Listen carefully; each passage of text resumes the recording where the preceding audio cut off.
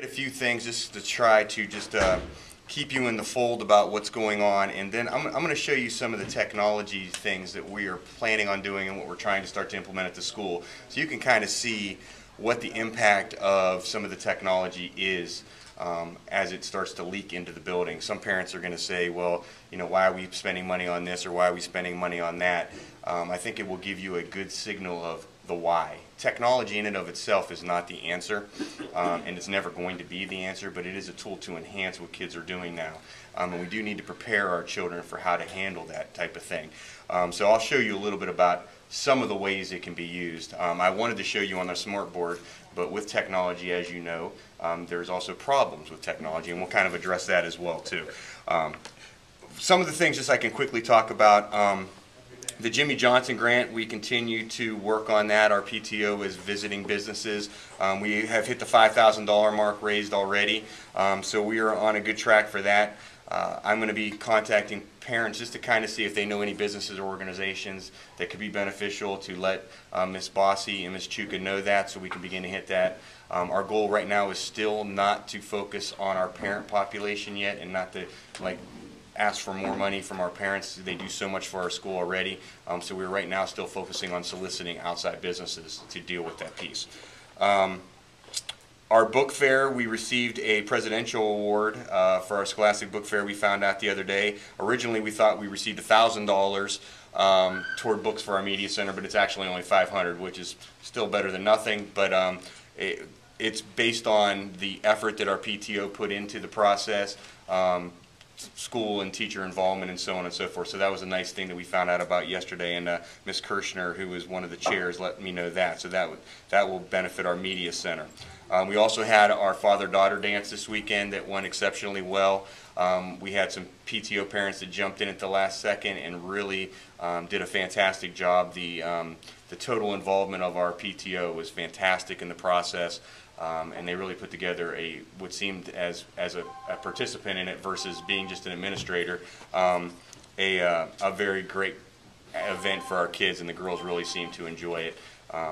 Other than the rain, it was pretty smooth overall. Do you have an estimate of attendance? I have not talked to anyone about that at all. Mr. Wood obviously does, but no, I haven't looked at it. I mean, it seemed about as normal as it has been in the past. Didn't seem more. Didn't seem less. The gym was still hot, but other than pretty much the basics. But it went well. My daughter had a good time. The only other thing I wanted to touch base on is in regard to our school leadership team.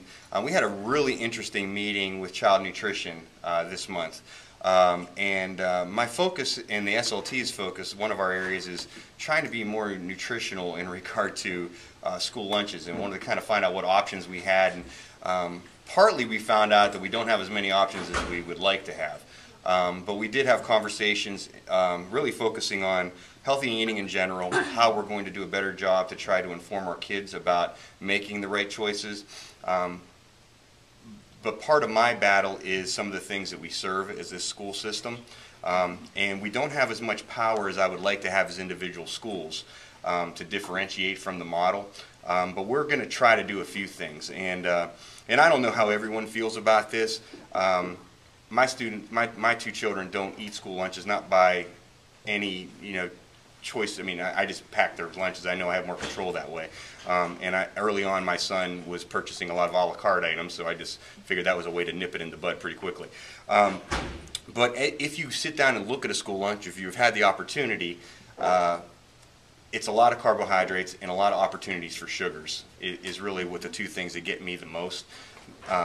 And I try to tell kids when I see them about that, but there's a fine line. I'm not going to tell parents what they're allowed to put in their children's lunchbox. I'm not going to start policing that, but I do think that I would like to somewhat be able to control what we sell. It's very hard for me to say healthy eating and then sell ice cream cones and cake and things of that nature. So we had a long conversation about that and flavored milks and is it healthy, is it not?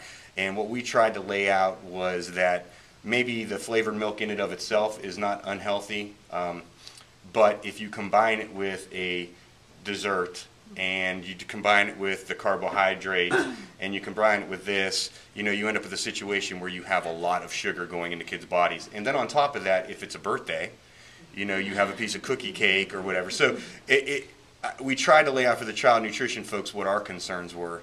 They did at the end offer up to us, if we do a survey with our parents in regard to flavored milks, should we have them, should we not? If a majority of our parents said that they would be okay with not having it, our focus was, well, let's just have white milk and water, and if a parent wants to send chocolate milk with their kids, or that would be fine, but we're not selling it. I don't know exactly how that survey would come out. If they said if we do get a majority that would do that as a school, they would look at allowing us to try to pilot something like that. But right now it's not being done. Go ahead, Ms. Our children pay for water, don't they? Bottled water, yes. They have to pay for it, so they really don't have a water option without having to pay for it. That is They right. don't pay for their milk. Or they can just pay go to for the, water they can get water from a fountain or from a... with a cup. Yeah, we can give them a cup. Yeah, if we did something like that, that would be the option we do. I wouldn't make them pay $1.50 for a bottle of water. They can have like a water station maybe. Yes, ma'am. Well, I'm glad that you're bringing this up because this is something that I mentioned last year shortly after I got here because that's something that the nutrition aspect and stuff that we did back in California. But you said it's the leadership team is that right? Our school leadership team is working on it. So are you saying that through the district gives you a menu and that you have to follow that menu? That's correct. You have to sell cupcakes and you have to sell ice cream. So it's you can't control any of what you want to provide to the kids. So then what is it that the leadership team can do? Why can they not go straight to the district and have a more of a whole district-wide thing? Because that is actually better for everybody. No, absolutely, and that's kind of what we talked about. And you know, some of the argument is they're not funded appropriately, and a lot of it's tied into federal funding and things. At least that was the argument from the child nutrition focus. We're going to try to get some power to be able to try to do some different things. You know, things that came up were only serve desserts on Fridays. And I'm like, well, yeah, that's fine. I would control it most of the week. But my big thing was to get rid of a la carte altogether. I wanted less choice and to go more of a model than what we grew up in, where there was one lunch and you got a vegetable, you got a fruit, so on and so forth, and that was it. Because even though you're trying to inform children of best practices and, you know, this is healthy eating and you should eat fruit and you should eat a vegetable, you know, if you put 6 cupcakes in front of a child and you put an apple in front of a child, 7 out of 10 are going to grab the cupcake. And not to say that that's makes them a bad person or a bad 8-year-old. It's reality. So when you stick these choices in front of kids and they're allowed to get them, you know, we have issues. Now, some parents aren't going to agree with that at all. So I am not sure really where our school is going to fall in that. But go ahead. Can I just... No, go ahead. And this is just an option that I don't know if it's possible in your school or not, but just to police it a little better is to not sell desserts right at the same time you're serving lunches. Is there like the last 10 minutes of the school, you know, time frame, allowing them to finally afterwards? Because what I saw when I go in and eat lunch with the kids is that they eat their dessert and then they start eating. No, you're right. Which is, I understand that because they're children, but if we don't allow them to purchase it right away, they only have lunch to eat. And then after 10 minutes, you know, the last 10 minutes of your lunch hour, then maybe that's an option for you to go up again and choose a dessert I mean, or really the something only else. thing, I mean, on surface level, the only thing I can think of is just the movement. Not to say that, you know, you're absolutely right. I mean, I spend, when I start off the school year in there, I spend a great majority of my time saying, you know, your dessert comes after your lunch. Is your mother or your, I mean, I spend my whole day saying, would your mom allow you to have the cake first? Right. And the answer is no, unequivocally. You know, but the other thing that came up I thought was interesting that one of the parents brought up, and again, we went round and round, and we found that it's much more rigid than we realized.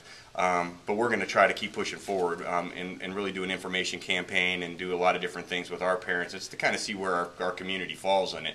Because some places have banned things, and it caused uproars. You know, New York City's done it, and I mean, I've read hundreds of articles because people send me things all the time. Yes. But if the state, just say for instance, doesn't want you to go that route, or the district doesn't want you to go that route, if the cupcakes and all those things are individually packaged, can you not, this is what we did in California, I'm sorry to be labeled the California girl, but Go I ahead. just have ideas. Yeah. That we had an after-school snack bar that we opened up, and we offered healthy and unhealthier kind of items. Where if you got granola bars, you can do the packaged cupcakes, the packaged ice cream, because you can keep it in a cooler. You can open it up. You still sell it at the same cost. Still goes back to whoever gets the money, but you're doing it at the end of school because the kids are so limited. They only have a certain window outside during the day. So you're saying they did it at the very end of the school day? They did it at the end, as soon as the bell rung, they opened it up, and that was actually, we had a PTA and a Education Foundation, and the Education Foundation actually, it came out of their little kitty, where they went and got stuff from like Costco in bulk and sold individual things like that. The kids loved it. You could get the little Otter Pops, you can get all these little things, and then the school made money. Yeah, see, right now we don't make anything. Do you have manpower to do something like that? The parents did it. The I mean, PTO and the Education Foundation, you have volunteers. You have so many volunteers, and I don't think that our school is taking, I don't know, maybe the right approach, or because we have a lot of stay-at-home parents. Right. Okay, if we have a lot of stay-at-home parents, why are they not coming here in the mornings? Well, I think this year we actually have more parents in our building than we've ever had. Well, no, but I'm saying like coffee chats. Oh. What is it that, Yeah. I mean, I can get on a whole different out of the tangent and everything, but you've got that capability because we do have quite a few stay-at-home parents. I'm sure that for a 20-minute window after school, you could open up a little snack bar and offer those, those things, because I know when my kids get full of sugar, they're a little bit more rowdy, and and I'm sure a lot of the other kids are, and if they don't get that run out time, because I think some classes go outside before lunch, am I correct? It's throughout the day, yeah. Some go out before they come in and eat lunch, where then they're eating that sugary thing, and they're going back to the classroom, and they have no other time to go outside to get all that energy out. Right. So if the district or whoever will not limit you on eliminating those items to put in healthier stuff, I'll bring it up. then maybe you can put it at the end of the day or something. I'll bring it to the team. Yes, ma'am.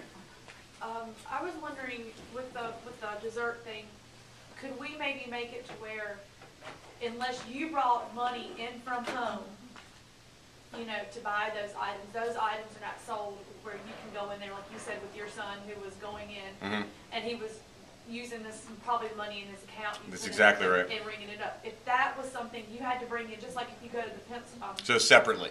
Yeah, like if you're going to the school store, you have to send your children in with money.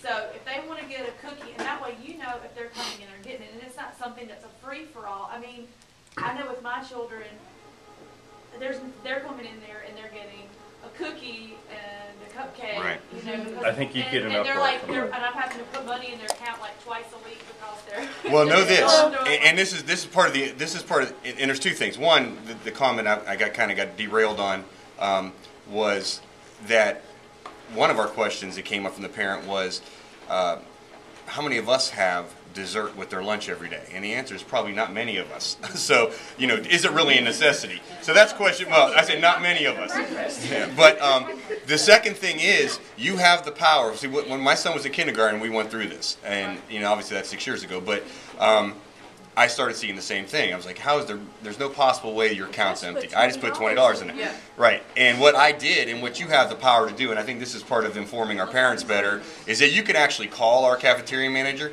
and you can block your account. So you can tell Miss Mindy to put in the computer that my child can only get desserts on Friday.